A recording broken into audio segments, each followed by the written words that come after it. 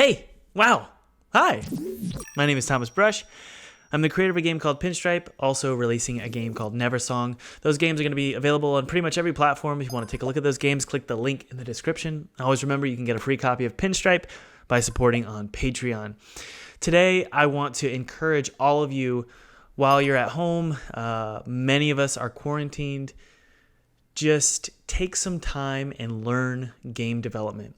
I know it can be a discouraging time in your country or your economy, but just know that game development is definitely worth your time. And so I want to talk to you specifically about why I love game development, why even in the midst of this weirdness with this virus, I'm spending every day focusing on game development and just having fun and enjoying making games. So here are 5 reasons why game development is the best job in the whole world.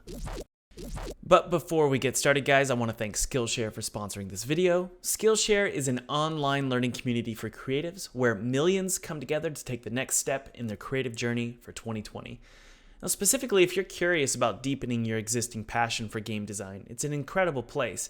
Whether it's audio design for your games, or 2D illustration, or animation, or Unity, or Unreal, coding, storytelling, marketing management, whatever it is you need to learn about game development, it's on Skillshare. Now, one of my favorite classes is by Rusty Smith, and it just covers Unity basics. Now, the coolest part about this ad read is, hey, what do you have to lose? Just get 2 free months of Skillshare Premium by clicking the link in the description. It's really that easy. Now, you really can't beat that, guys. Give it a shot, see what happens. Let's make 2020 the year where you become a game dev and release your very first game.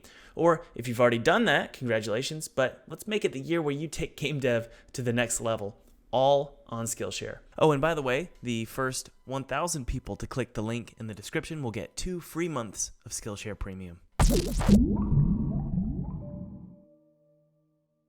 So the first reason, and I've talked about this maybe a little bit in my previous videos, is income potential. So with indie game development, because there's a good chance that you're going to make a decent game or a good game, there's potential to make millions of dollars. I can't talk about specific numbers for myself, but I can tell you that before I started making games, I was not making 6 figures. Once I started making games, I eventually started making 6 figures. And that's not even with like Kickstarter campaigns. Kickstarter campaigns aside, it's become the norm for me to make a 6-figure salary making games. And I live in South Carolina, so a 6-figure salary is a decent salary.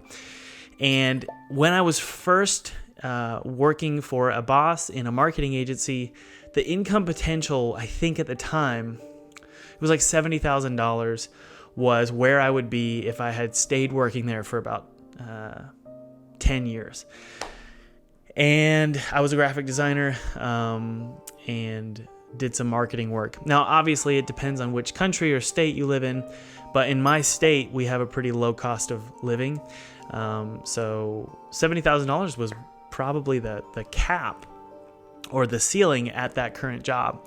Now, obviously, you can change jobs and you can go work for a different company and get raises and use leverage, but I found that game development got me where I wanted to go financially much faster. And that's, again, because you can make a hit and make some good money.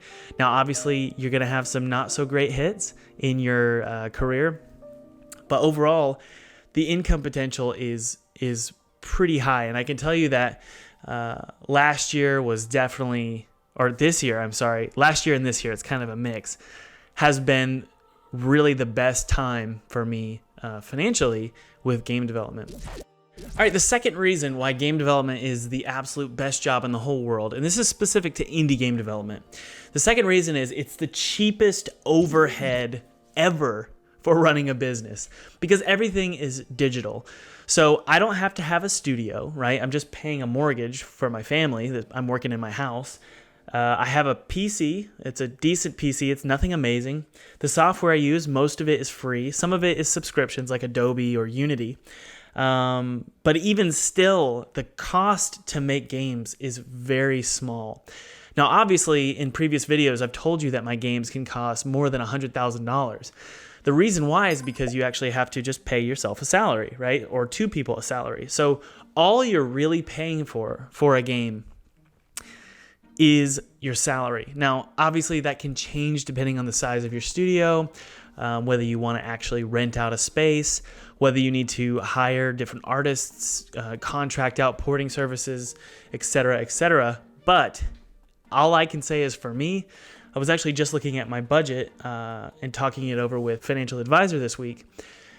My budget is tiny to operate my company, but the sky's the limit in terms of your return on your investment. So operation costs for running a studio are tiny. Now, there might be some people out there who would argue with me and tell me that it's ridiculously expensive to make games. And all I can say is I just know my personal experience. It's been very small, and I'm a one-man studio, so that I know that that's a little different. But as a one-person or two-person team, man, you can really make games for a very cheap operational cost. That's very different than most industries out there. The third one is more of an emotional reason, and that is basically game development for me, especially indie game development, makes me a much more resilient person. Before I started making games, I was a very fearful and anxious person. I was very anxious about taking risks and doing scary things. Once I started making games, somehow I became more resilient. My skin got a little bit thicker.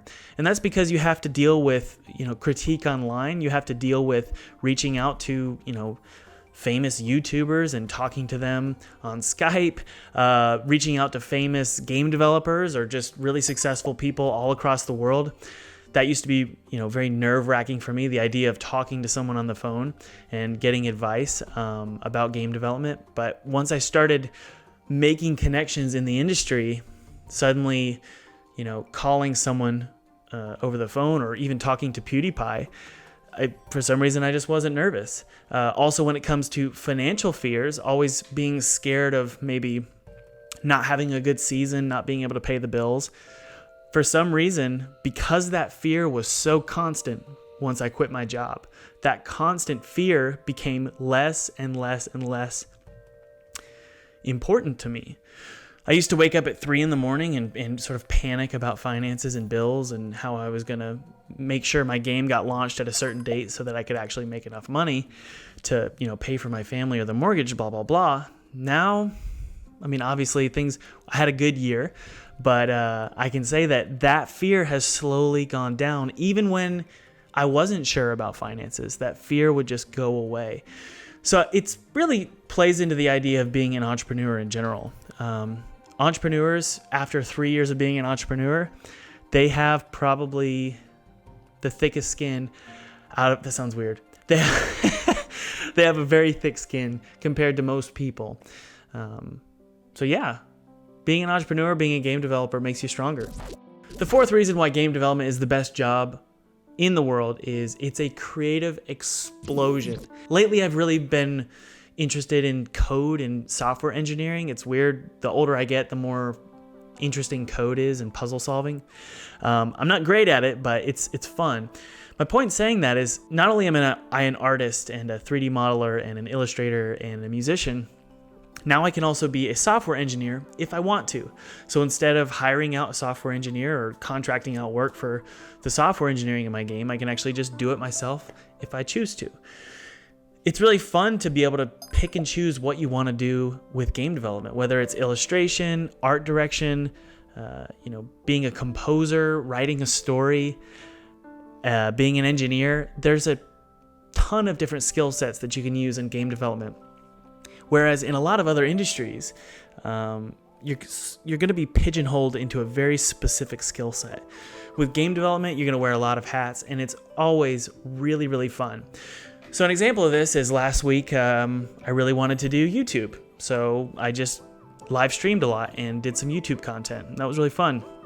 And I like to package that with game development because I'm making games live. So I really enjoyed doing YouTube last week. But, 2 weeks ago, I was really interested in doing 3D modeling. So I sort of just took a break from everything else and just did 3D modeling. Last year, I really loved writing music. It was a really good year for writing music, and I had a really good time doing it. So as you can see, I just sort of picked and chose, if that's the right, is that the right phrase? I picked and chose.